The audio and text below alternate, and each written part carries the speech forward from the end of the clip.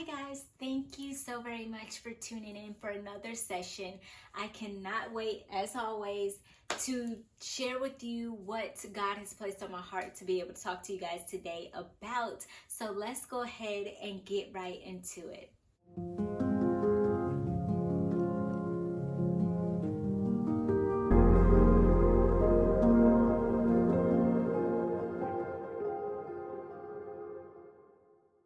Okay, guys, so today we're going to be talking about listening to your body. And what's so ironic is that I have on my leggings, my workout, basically my workout clothes. How crazy is that? But it's all intertwined, right? So let's go ahead, and I have a few questions that I want to ask you guys. And of course, I will have these in the description box below, and also right across the screen for you, so you can go ahead and get your notebook and your pen and follow along with me, so you don't miss out on any questions, you don't miss out on any of this time that we have together for you to take notes and be able to run this by yourself and be able to ask yourself these questions later on, whatever you need to do to really just make it work for you. So that's the important part. So we're going to go ahead and dive right into it. So the first question that I have is, what is your body telling you? What is your body telling you? And the reason why I bring all of these questions up, and the reason why I actually started with the question first, is because I actually began this conversation. How crazy is this? I have on workout clothes, and I was actually, this conversation actually sparked from a conversation that I had with a coworker not too long ago, and I was telling her about being able to eat much healthier, being able to eat right, because I once upon a time loved food, and I still love food, but at the same time I know how to eat the food. I know to make sure that I make the food work for me instead of the food to be the one that's in control. So I was telling her about that and how she can better her eating habits and things of that nature. And so we really got on this question. I really asked her, I really told her this. I told her to listen to her body, that she needs to learn how to listen to her body. But then this also sparked up some questions that I said, hey, I can go ahead and ask you guys during a session about this as well, in terms of depression or any type of mental health issues that you may come in contact with, or that you have, or whatever the case may be. So this first question, I will ask it again. It says, what is your body telling you? So for me, in this situation, my body was telling me when I was going through depression is that, or even anxiety, when I had my anxiety attack, is that, something is wrong, something is off. It was alerting me that something was not right. I was actually, let me go ahead, and because I told you guys that depression and anxiety are two different things, so let me go ahead and start with the depression first. So when I was going through depression, or when I felt like I was coming into it, is that I felt like I was moving in slow motion. I felt like everything was slowly but surely falling all around me. It felt like time stopped in that moment, and it was just like, oh my gosh, what just happened? What did I just do? I immediately started placing all of the blame on myself. I started creating this pity party for myself. And then all of a sudden, here I am in this situation where it feels like everything around me is falling apart. Everything else is moving, but I'm not. I'm standing still in the moment. I'm trying to walk. I'm trying to move, but I can't. Something is holding me back. It felt like a force. It felt like a weight immediately fell on top of me, and I'm trying to move, but I can't. And I'm just like, how do I get out of this? How do I get to the point where I don't allow this to control me? I can't allow this to take control of my life as it did before. How do I hurry up and get out of it? But in that moment, I just want to add this one point. In that moment, I realized that I can't move fast. That this was a situation that I had to learn myself out of. And we don't think about it in that way, that this was a learning opportunity for me. That in that moment, something clicked and I was like, if I want to get out of this, I got to learn how to get out of it. I am going through something because of my actions, because of the decision that I made. So therefore, I have to learn and understand what I need to do, how I got myself in this situation, what I need to do to get myself out of this situation. I need to learn, and I learned also that it wasn't just about what I was going through in that moment, but it was a multitude of other things that I decided I need to take care of while I'm in this situation, because I can learn from it.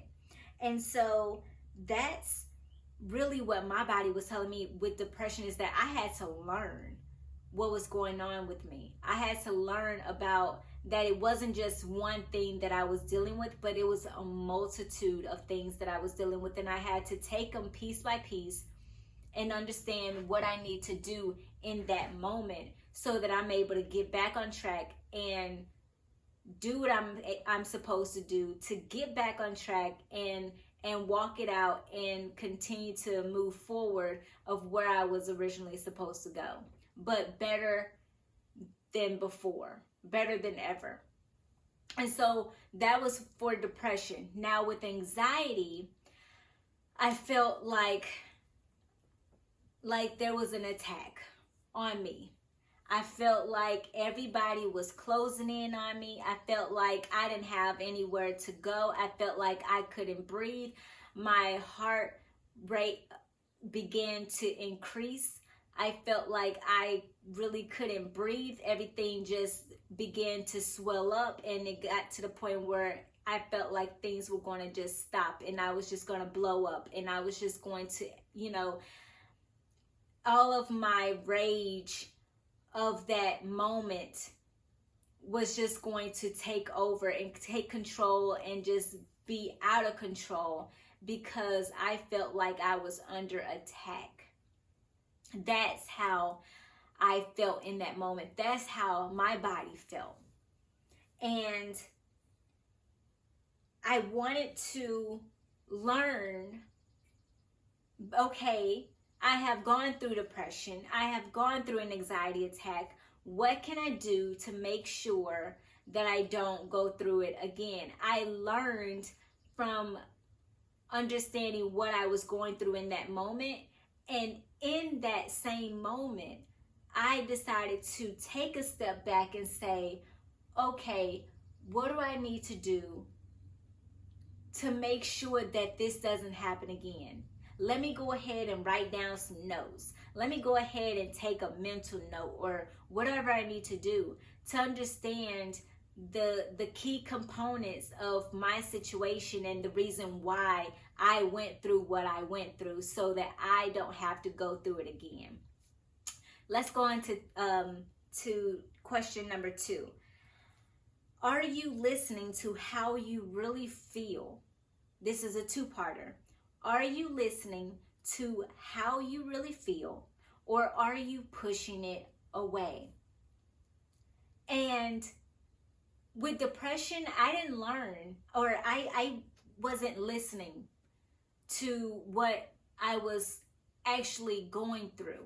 I wasn't taking the time to really understand and listen to my body as much in that moment as I did with anxiety, because I was trying to rush it away. I was trying to push it away. That's what I was doing. That second part of the question. I was trying to push it away. I was trying to get away from it as much as I possibly could. I was trying to say, you know what, I can't deal with this right now. I have other things that I'm trying to stay focused on, and that is more important. So this needs to go away. I can't do this right now. Nope, that's not me. I cannot do this. I'm trying to rush it. And the thing with depression is that the more that I was trying to push it away, I was trying to rush and try to make sure that it doesn't get a hold of me, the more it brought me in, it pulled me in. That's what it felt like. It felt like the more that I pushed it away, and I was just like, nope, I can't deal with this right now. I have things to do. I don't even know how I got to this point. I was so frustrated, so angry, that I was just not thinking straight. I was just like, how do I get out of this situation of where I am right now so that I'm able to move back where I was supposed to be? I'm not supposed to be right here. I'm not supposed to be in this moment. I don't want to be here. Let me leave as soon as I possibly can. I was so damaged and I didn't even know it. I was going through so many emotions at once that all of it became rage. And it was understandable for me at that moment that when it first started, I was not listening to my body. I was not listening to what was going on. I just wanted to push it away. I just wanted to get out of that as soon as I possibly could, because I knew that that was not for me. I knew that that was not who I was. And I said, I got other stuff to do. I'm supposed to be somewhere else, yet I am here. How do I get out of this situation as soon as I possibly could? I was so dreading where I was that I couldn't even see anything else. I had blinders on. I couldn't see anything except where I was and how much I wanted to get out of this situation so that I can get back on track of where I was supposed to be.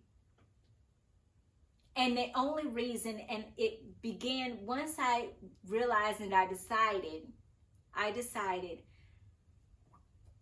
to not get frustrated anymore. That's when everything changed.